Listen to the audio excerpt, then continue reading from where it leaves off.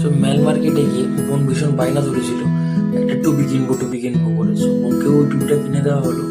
তাছাড়া অন্যান্য family member, আমাদের যার ছোট বোন আছে তাদের জন্য আমার টুপি ফুপি কিনছিল।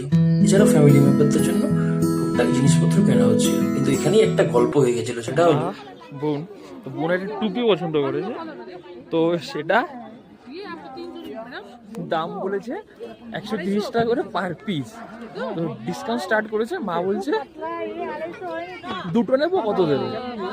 প্রাইস 130 টাকা করে। তখন মা বলছে দুটো 120 টাকা দেবো। আচ্ছা মা, এই যে তুমি 120 টাকার টুপি পার পিসকে দুটো বলছো 120 টাকা, একটা বার্গেনিং একটা মিনিং থাকে তো।